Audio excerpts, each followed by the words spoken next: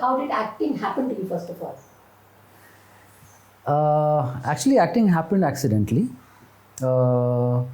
When I grew up in a Bengali family in Delhi, so films and music, it was normal. My mother used to take me to watch movies during Durga Puja, Jagadhatri Puja, and Kali Puja. My uncle used to bring music because he used to travel to Bahrain and Qatar for work. So he used to bring all this Eric Claptons and the Phil Collins and उसका वो आता था gramophone. I'm talking about 84, 85. I was very small. And so I grew up listening to that, watching those films. Then I had another uncle who was a voracious reader. He had a bookshop. I used to work in his bookshop. So I grew up among this mad Bengali family who were into music, cinema, art. But दूर से देखो, you're not allowed to do it. ऐसा होता है हमारे देश में. So I was a good student. I was doing my thing. I was doing scholarship. I was getting for most of my school time. My parents were very happy. No complaints. But then once I used to do a little bit of theatre in school. Theatre as in like amateurish theatre, जो house functions में होता है. लेकिन जब मैं college पहुंचा तो मैंने एक नाटक कंपनी ज्वाइन कर लिया. And that's when it struck me that this is what I want to do. It was not that I always planned to be an actor. I was having a normal life till 17. But when I started doing the rehearsal, I found joy and happiness on stage. Like I was telling someone else also the other day.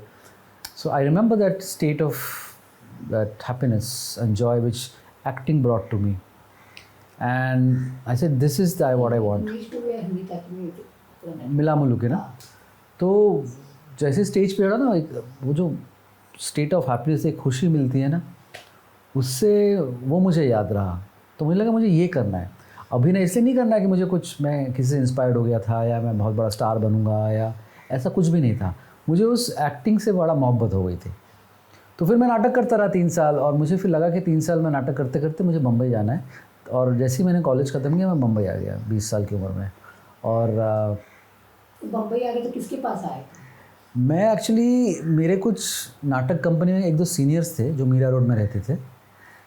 हाँ, तो मैं सबसे पहले Meera road आया था और मुझे लगता था मीरा रोड, मैंने तब पत्थर के फूल देखी थी बचपन में.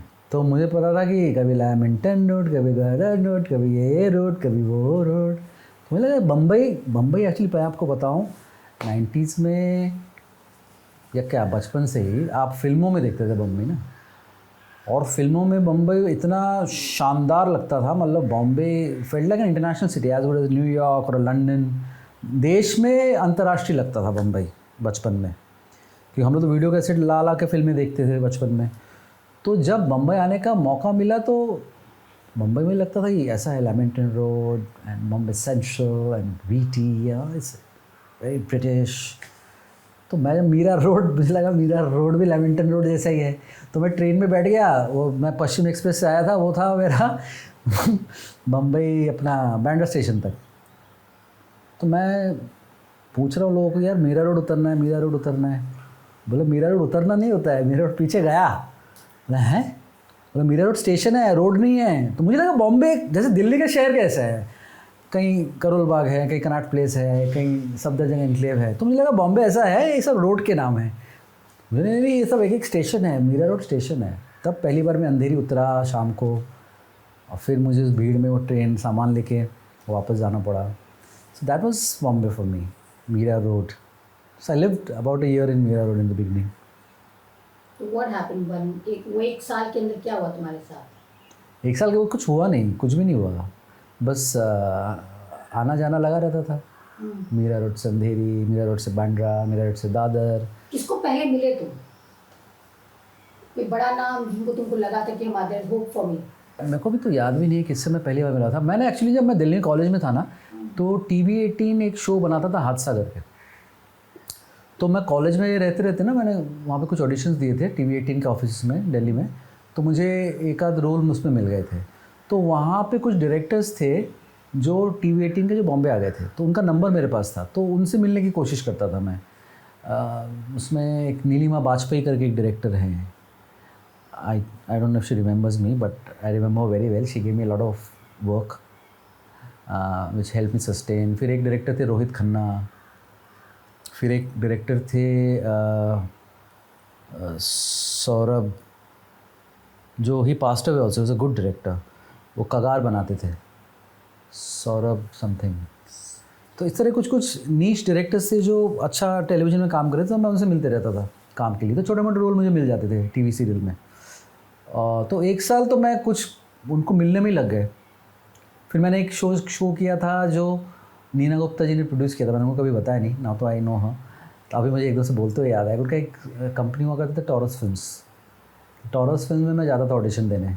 फिर अभी दिया सिंह, ये सब अभी मुझे मिलते रहते हैं, लेकिन इनको मैंने कभी बताया नहीं. अगर वो इंटरव्यू सुनेंगे तो बड़ा होगा. तो मैं Neena Gupta had produced a show which वो कुछ तब पायलट वगैरह होता था, उसमें एक छोटा सा रोल किया था, तो कुछ पैसे भी मिले थे. तो कहीं ना कहीं indirectly she has help me, she doesn't know. Deeya Singh, उन्होंने एक शो बनाया था. Then I had done some part, pilot वगैरह होते थे ना तो उस टाइम पे.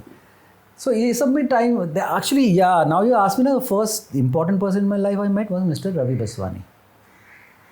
Ravi sir was a true mentor, a guide, like how can I say it, you know. Ravi sir ने मुझे संभाला actually. Sorry I had tears in my eyes thinking about him. Ravi sir, हाँ, you know him no, Ravi Baswani. मतलब one of the finest actors, mad guy, inspiring guy for talent. He used to help pick up people from the street and mentor them. I remember meeting him. Now you ask me, I remember Ravi Baswani. He used to work with in-house productions, and तब हम लोग सब TV के पास चाय की दुकान होती थी, वहाँ पे एक टेलीफोन का वो था.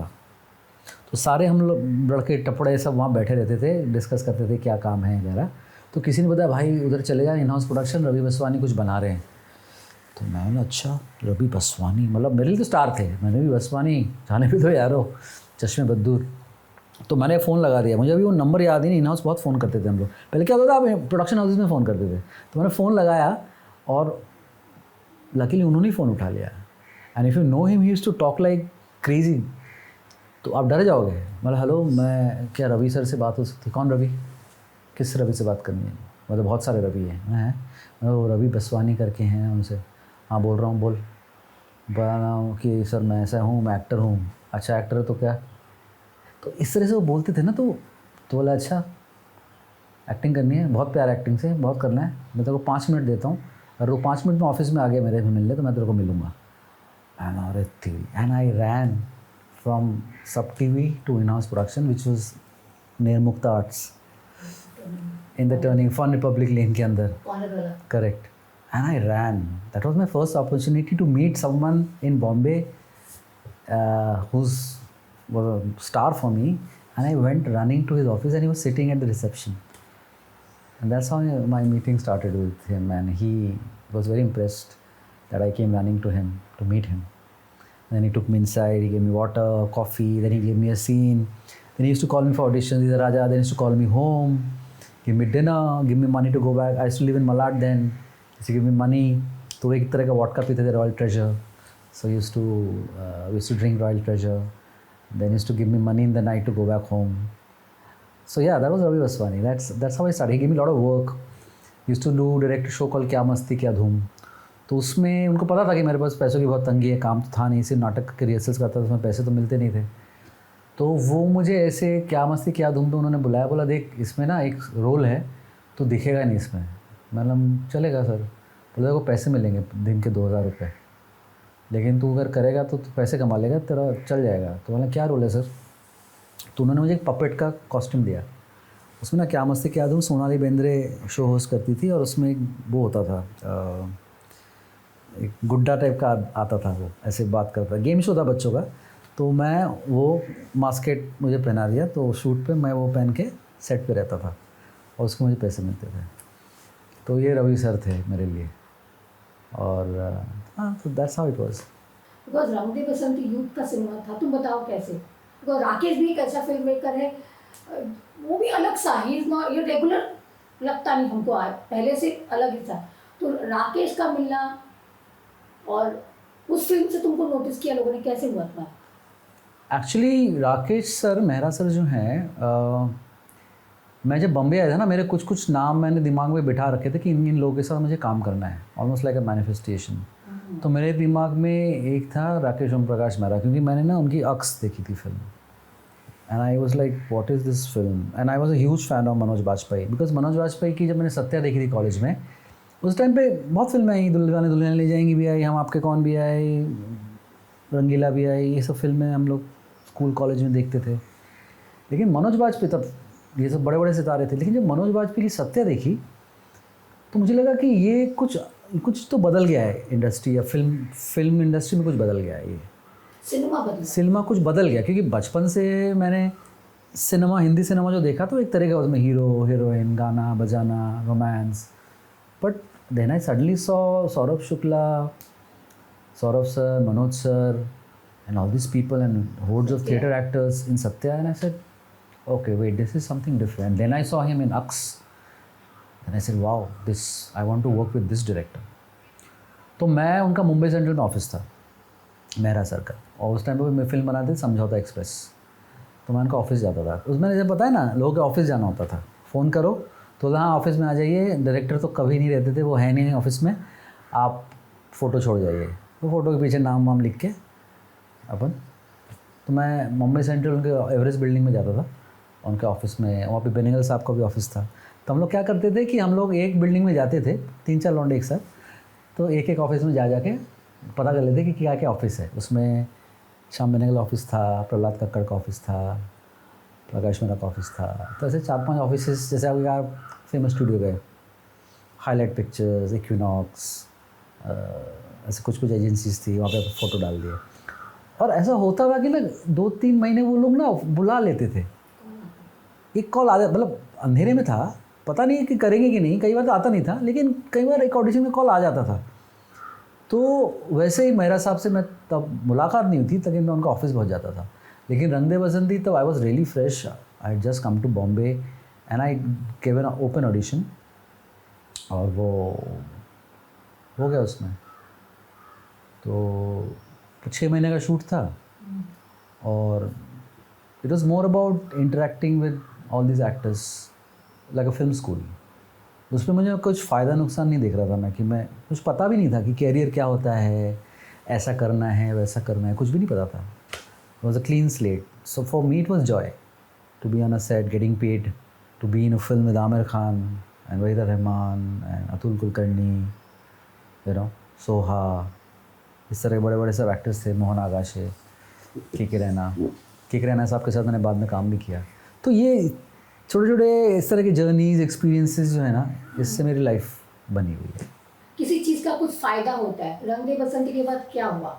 अच्छा, रंग दे बसंती के बाद कुछ नहीं हुआ। रंग दे बसंती में मेरा बहुत ही मिनिस्क्यूल रोल था, तो उससे कुछ फ़ायदा नहीं हुआ, और मुझे कुछ फ़ायदा उसमें दिखा भी नहीं, और मुझे कुछ चाहिए भी नहीं था, मैं सिर्फ कर रहा था फॉर एन एक्सपीरियंस। लेकिन मैं एक्चुअली उस टाइम में नाटक बहुत करता था। मैं मेरे एक गुरु हैं टिम सपल करके, ब्रिटिश डायरेक्टर हैं, उन्होंने मुझे ढूंढा, he gave me work in his British play, so I went to England after Rang De Basanti, and that sort of change my life, because more than cinema I went to England to work with British actors and watch their play, production, read. Then I went all over the world, America, Australia, Italy, France.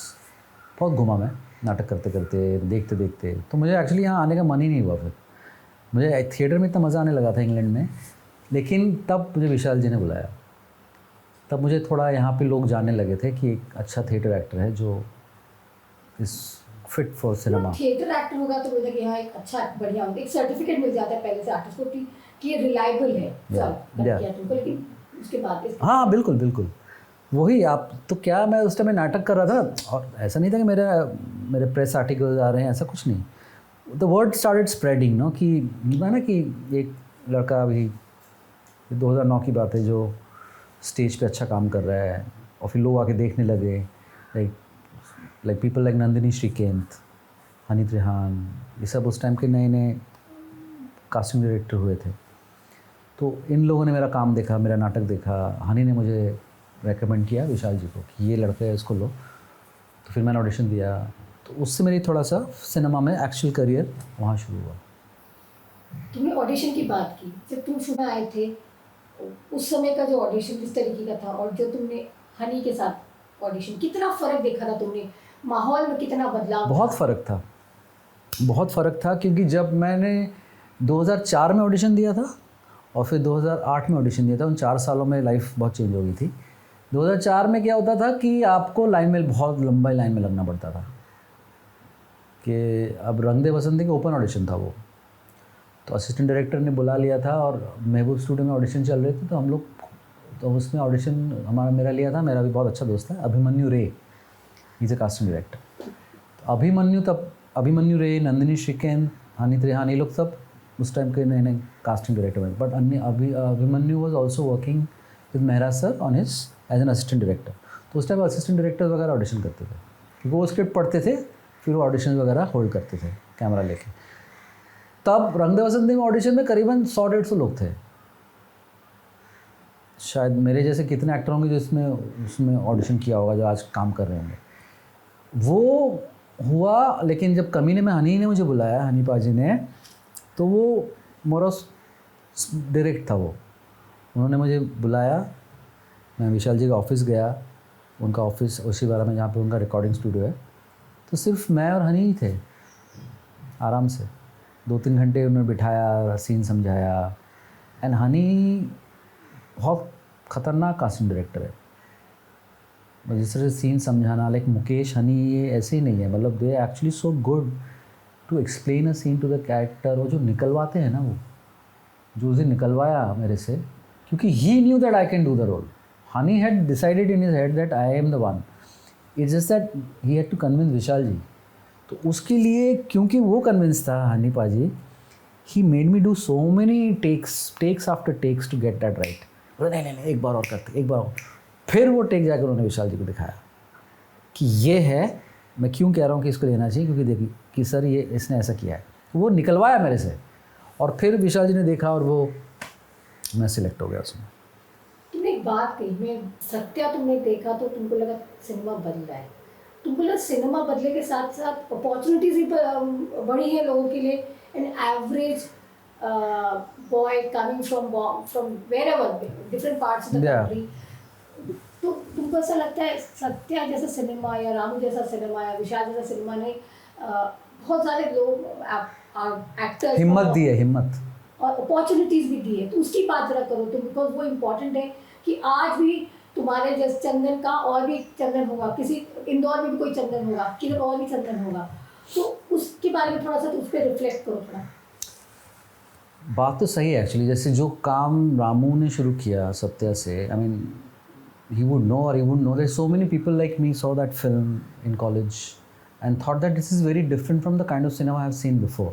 और तब तक मैंने international cinema इतना नहीं देखा था, मेरे को सिर्फ हिंदी फिल्म ही पता थी, ऋषिकेश मुखर्जी या ऐसा होता है, या मनमोहन देसाई पता है, बहुत ही बेसिक नॉलेज था फिल्मों का। तो लेकिन उस फिल्म की एनर्जी देख के मुझे लगा कि ये कुछ और है। ऐसा मुझे लगा था बैंडिट क्वीन में कि ये क्या हो रहा है, मतलब ये अलग है, ये तो मैंने ऐसी फिल्म नहीं देखी है, कुछ तो अलग हो रहा है इसमें। ये कौन है ये एक्टर्स जो they are not confirming to the norms of this thing of a typical actor, hero, whatever it is, they are just free, they are feeling free inside, that's why they are portraying that freedom outside in their performances.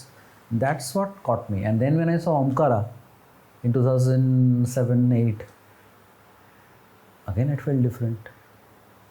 I was like, this is because उससे पहले मैंने मकबूल देखी थी, blue umbrella और मकड़ी, तो विशाल जी के साथ काम करने का मन था, तो वो हुआ। तो इन सब फिल्मों से मेरे जैसे काफ़ी एक्टर्स को मौका, हिम्मत मिली।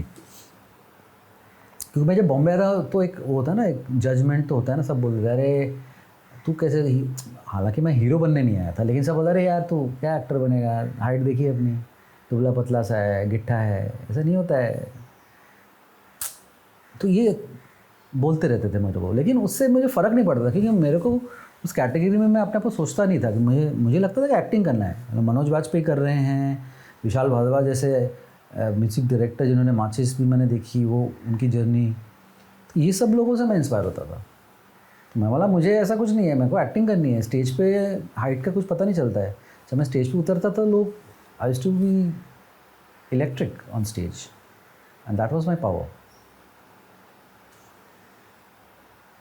जब तुम ये कहा मुझे कि स्टेज पे हाइट सब कोई फर्क नहीं पड़ता, पर कॉमर्स कितना, तुम आज तुम एक प्रोड्यूसर हो, हाँ, तुम अभी गेटिंग इनटू प्रोडक्शन में, तो कॉमर्स कितना इम्पोर्टेंट है एक्टर चंदन सन्याल के? देखिए कॉमर्स उतना ही ज़रूरी होता है जितने फिल्म की ज़रूरत जितनी होती है। एक फिल्म बनाने में जितना जो कैपिटल चाहिए होता है, उससे एक ठीक ठाक, जैसे मैं श्याम बेनेगल उनका एक इंटरव्यू देख रहा था, श्याम जी का, तो किसी ने उन्होंने किसी ने पूछा कि आप, तो ही सेड कि ऐसा कुछ नहीं कि पैरेलल सिनेमा लोगों ने वो टर्म बना दिया, मैं अब तो फिल्में ही बना रहा था ना, उसमें parallel cinema, new wave cinema, मैं कम बजट में अच्छी फिल्में बना रहा था, ठीक है। जैसे हम बात करें सही परांच पे, श्याम बेनेगल, गोविंद निहलानी, कुमार शाहनी, एम.एस. सत्यू, मतलब अगर आप गरम हवा एम.एस. सत्यू की, मेरे आज तक की निष्ठा, हाँ, तो सही परांच पे श्याम बेनेगल, गोविंद निहलानी, एम.एस. सत्यू की गरम हवा मेरे लिए आज तक की टॉप मोस्ट फिल्म है गरम हवा।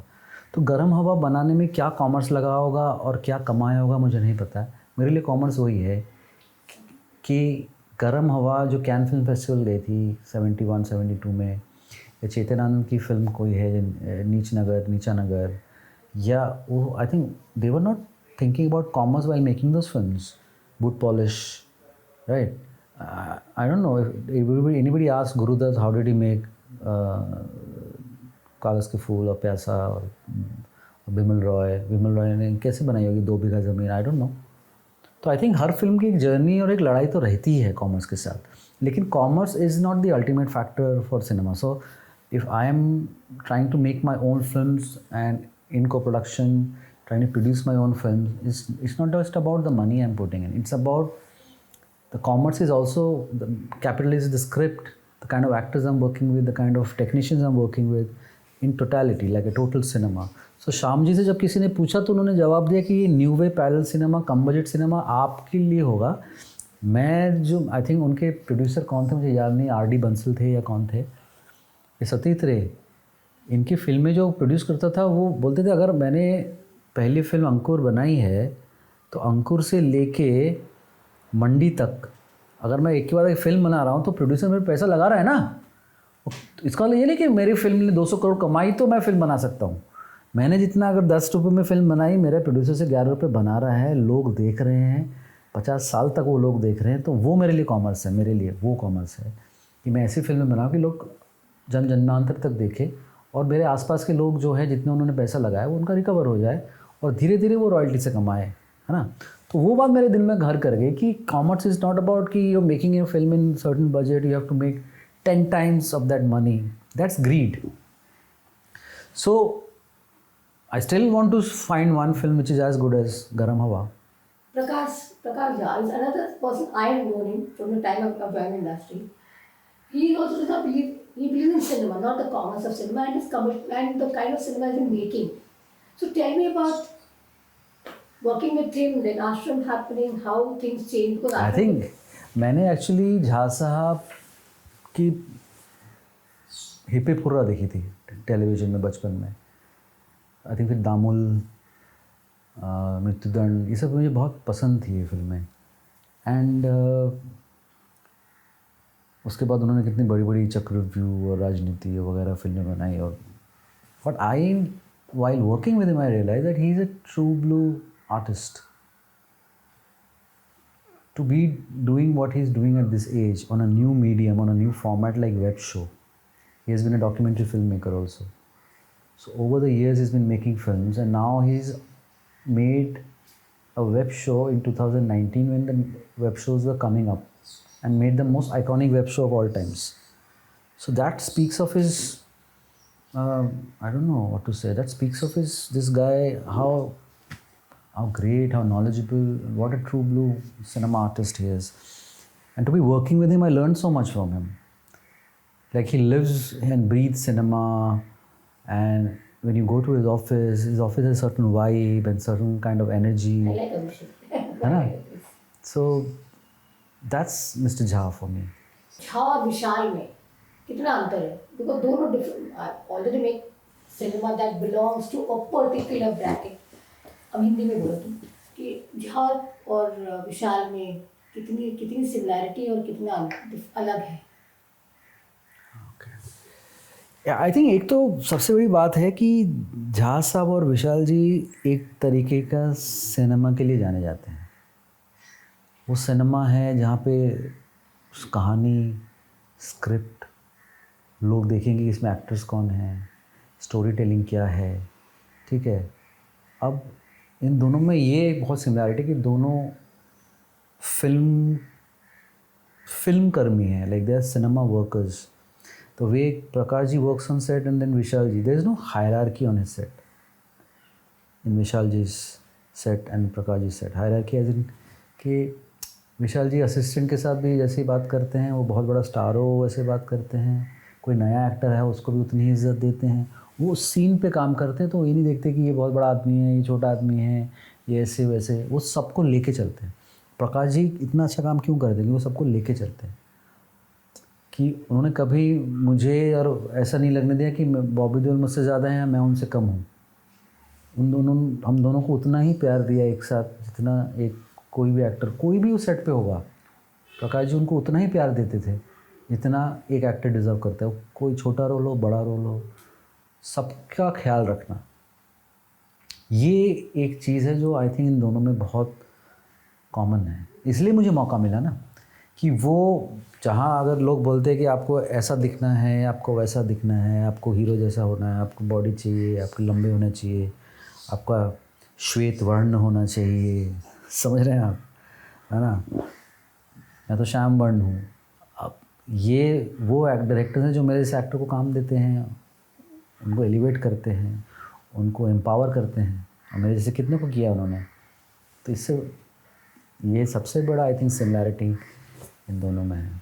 जो प्रकाश ने तुमको बुलाया है तो क्या बोले तुमको कि ये रोल के लिए, और ये role became one of the most defining roles. या देखिए, वो श्रुति महाजन जो इसमें कास्टिंग डायरेक्टर थी, उन्होंने तो पहले ही बोल दिया था कि देख प्रकाश जी शो बना रहे हैं and you have to do this because I know the script, he will narrate to you, you just do it.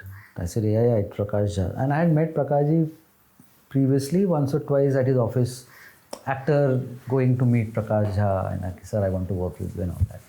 तो ऐसे उनके साथ मैंने एक दो बार किया था, तो मुझे याद थे. तो उन्होंने तब बताया कि जब कभी कुछ ठीक ठाक बनाऊंगा ना, तेरे लिए कुछ ठीक ठाक सा होगा तब बुलाऊंगा तेरे को. And he remembered and he called me probably years later and gave me that role and he narrated me ऐसा ऐसा है, ये है, तू ऐसा है वैसा है. he narrated me in half an hour and ऐसे जाओ. He is like fatherly. उनको भी पता है मैं कर ही रहा हूँ. मैं बोलूँगा ना हाँ मैं सोचूंगा, मैं ऐसा तो कुछ है नहीं, मैं कौन हूँ. प्रकाश झा आपको कहानी सुना रहे हैं और मुझे पता है कि ये स्क्रिप्ट है, everybody beliefs and Prakash Jha ये तेरा रोल है, ऐसे ऐसा होगा, ऐसे भी जाओ उस रूम में जाओ, कॉस्ट्यूम का मैच. ऐसा होता है ना कि नाटकों में होता है या आपके निर्देशक बॉस होता है कि तो ये रीडिंग है, जाओ ऐसे सुनो, वो जाओ वो मेजरमेंट ले लो, वो कॉस्ट्यूम कर लो, और अरे इसको वो करा दो, लैंग्वेज क्लासेस चालू कर दो. Okay thank you. नहीं went back to his work. That's how he is and that's how we started. Measurement, rehearsal. Bobby को भी एक्चुअली जीवन दान मिला एज एन एक्टर. और फिर बॉबी बोल भी रहा था कि जिस तरीके का माहौल तुम लोगों ने बनाया, तो एक दोस्ती बन गई.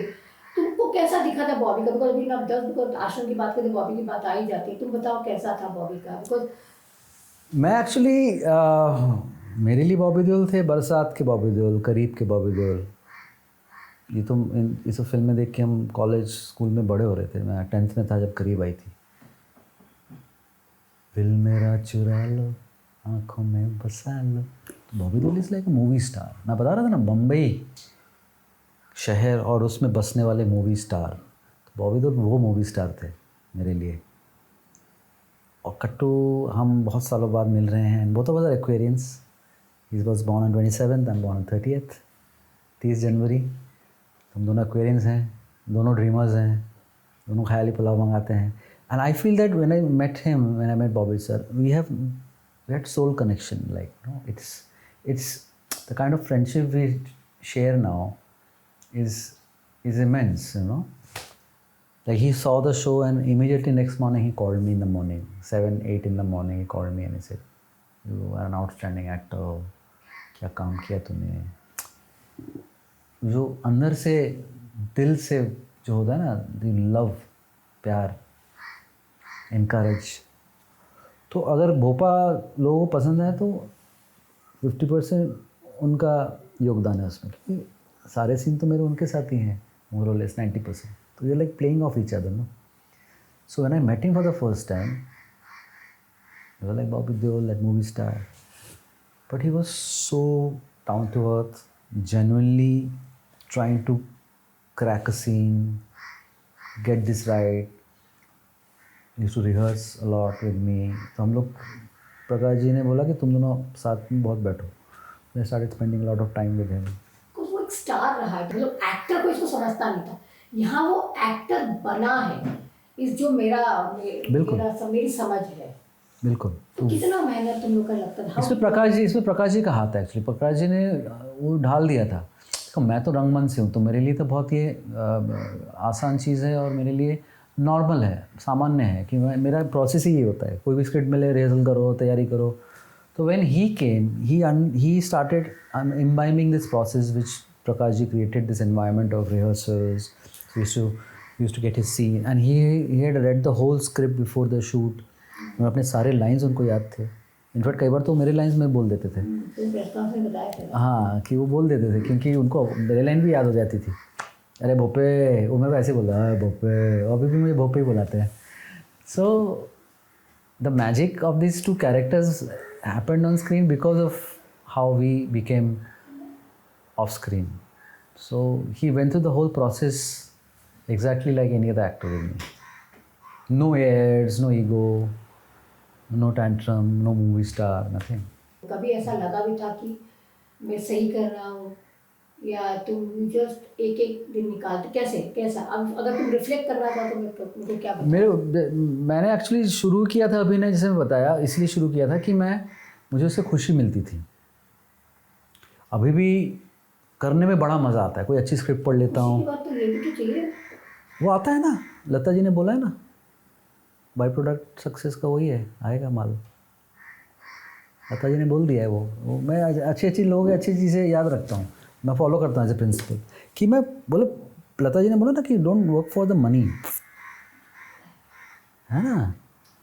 सो पैसों के लिए मैं नहीं काम करता हूँ, पैसे तो आएंगे, सामने वाला खुद ही आप पे चार्ज करेगा कि भाई अभी तो ये इसको इतना दे देते हैं यार, है ना। लता जी वाली बात फिर से बोले, एक बात है वो समझ नहीं आया, वो मेरा तुम्हारा इंटरनल बात होता, खाली वो लास्ट क्वेश्चन तेरा बेटे कितने लोग हैं? एक ही है ना। हाँ, सो लता मंगेशकर ने बात की थी ना, जैसे by product money is a by product of success.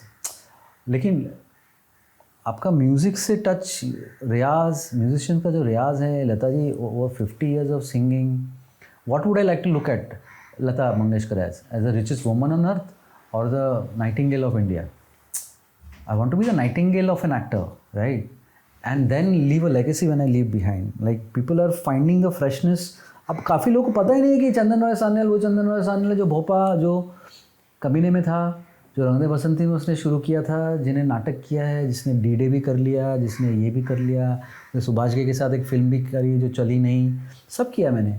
लेकिन उनको अभी भी उनको लगता है कि कोई नया एक्टर है, फ्रेश है। तो फ्रेशनेस रखना, पैसों से नहीं आएगा वो फ्रेशनेस। कि मैं पैसे कमाने में, पैसे तो मैं कमा सकता था बहुत, इधर उधर करके, कुछ ना करके, कुछ रेस्टोरेंट खोल देता, कुछ मैं ज़मीन खरीद लेता, इन्वेस्टमेंट कर देता। लेकिन मेरा ध्यान सिर्फ और सिर्फ अभिनय, कला और सिनेमा में ही लगा हुआ है। ऊपर वाला देख रहा है मुझे, उनको जब मन होगा तो बौछार कर देगा पैसों की, तो हो जाएंगे, लेकिन पैसों के लिए मैं नहीं काम करता हूँ। तो वो तरीका जो मुझे लगता है बड़े बड़े जो हैं, लता मंगेशकर हों, मेरे लिए तो वो बात है कि मैं नाइटिंगेल बनना है, मुझे अभिनय करना है। और पैसे मैं जब आया था ट्यूशन के पैसे लेके, मैं 7,000 रुपये लेके बम्बई आया था, तो कुछ भी नहीं था मेरे पास। आज तो बहुत कुछ है मेरे पास, गाड़ी है, घर है, खुश हूँ, अच्छे अच्छे कपड़े पहनता हूँ, प्रोड्यूसर बिज़नेस क्लास टिकट में बुलाते हैं, यहाँ से वहाँ गाड़ी भेजते हैं, ले जाते हैं, सब कुछ तो मिल रहा है मुझे। लेकिन अगर मैं जो काम करने आऊँ वही नहीं सही करूँगा तो ये सब तो हाथ से चला जाएगा। तो काम सर्वोपरि है। तो जब भी अभी कोई अच्छी फिल्म देखता हूँ, कोई अच्छा नया डायरेक्टर, कोई यूरोपियन सिनेमा या international, American, Indian, Hindi, Malayalam, कहीं भी अच्छा डायरेक्टर, अच्छा काम, अच्छी एक्टिंग देखता हूँ तो मैं मज़ा आता है। अपनी जर्नी का अगर एक व्यक्ति को क्रेडिट देना चाहो तो वो कौन होगा? एक व्यक्ति, बाप रे, I think it all started with Ravi Baswani's blessing. उन्होंने उस टाइम पे हाथ पकड़ा कि जब थोड़ा मुश्किल हो जाता तो ये छोटे छोटे रोल, उनसे उनके साथ बैठना 1-1.5 साल 2 साल जो मेरे से उनके साथ टाइम बिताया उस टाइम पे, तो उनको सब शेयर करता था कि मैं ये कर रहा हूँ, मैं वो कर रहा हूँ, ऐसा ये नाटक कर रहा हूँ। तो मेरा प्ले भी देखने आए थे लोग। मैंने 2004 में प्ले डायरेक्ट किया था, सखाराम बैंडर, देखने आए थे। इन अ वे ना तुम्हारी मेरी जर्नी से उसी दौरान, because you seen the transition, the change in cinema, the change in television. तो किसके साथ अच्छा हुआ, किसके साथ तुमको लगता है, how do you look at these 3 mediums? Last question then I like TV, cinema, या एनीथिंग, बिकॉज तुम जिस जब भी तुम आए सिने यहाँ पर तो टेलीविजन भी तो धीरे धीरे हाँ, it was on a boom rise. हाँ, It was a big praloban. It was a big praloban. I could have easily slipped into television project and made a lot of money and done all that, but I didn't do it. And I'm not saying that television is bad. And I really respect actors who work in television and they work so hard to be coming on, working 12 hours a day, months after months, 18, sometimes 18 hours. And cinema is like a holiday. But then I am a Bengali also. मैं बहुत बांग्ला में शब्द होते हैं कूड़े, कूड़े मतलब lazy. I am a lazy Bengali. I don't like to overwork, I like to take it slow and easy. So I think the out of the 3 mediums, it's the newest medium, social media. People can make anything and put it on social media. People watch, you get views, you get money out of it, you can generate capital, profit. But I think cinema is the big boss of everyone. You just recently posted a picture where you lost, the character lost a lot of weight. So, Ramakrishna. कैसे, how did that work for you? Yeah, sorry, I just remember that. याद आ गया तुम्हारा पतला. It's very strange that, you know, that Ramakrishna released in January and Bhope came in February, and they're two diametrically opposite roles. One is worst person of the kind, and Ramakrishna Paramhans is a god, like, you know, and he's a bad god man, and there's a god. So that's my journey. If I can summarize this interview with, this is who I want, this is who I am. You may not know who played Ramakrishna, you may not know who played Bhopa, but you are enamored by the magic of that character, which I can create through divine wish, through my teachings of my gurus, all the years I've been working. Because acting is also like classical music. You have to keep rehearsing every day. I know Rekha Bhardwaj, I know her very well. How much Rekha ji rehearses. There are days when she has to rest. They rest their voice.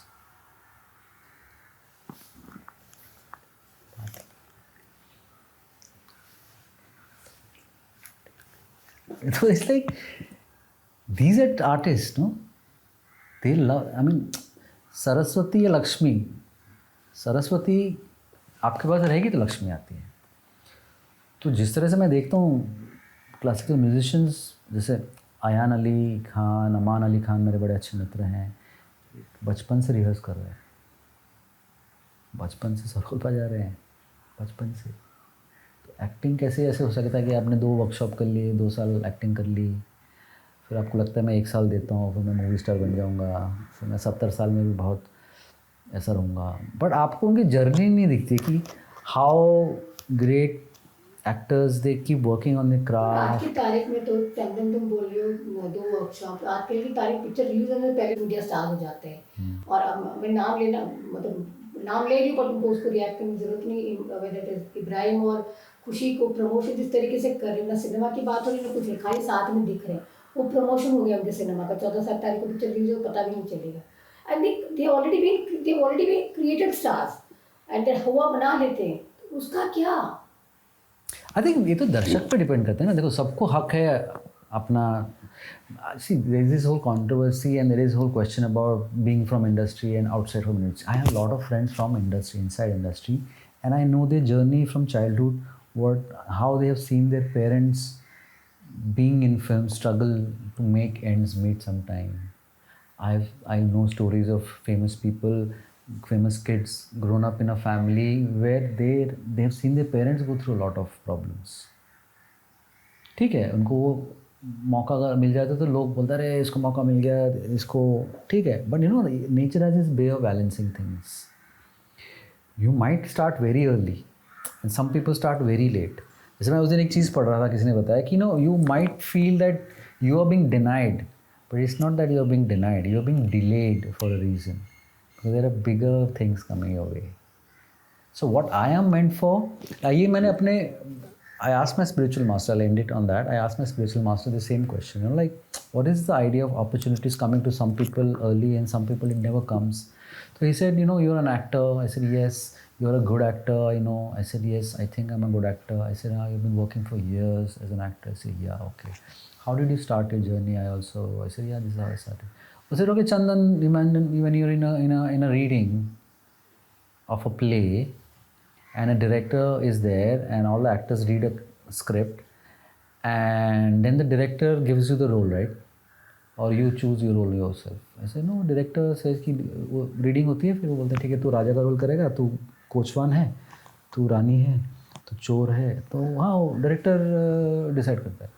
तो बोलते हैं then do you ever say no no I don't want to do this role, I don't like this role, ये small है, मैं कुछ और करूँगा, मैं नाटक छोड़ देता हूँ. ऐसा तो आप नहीं करते क्योंकि मुझे लगता नहीं आप उस तरह के एक्टर हैं.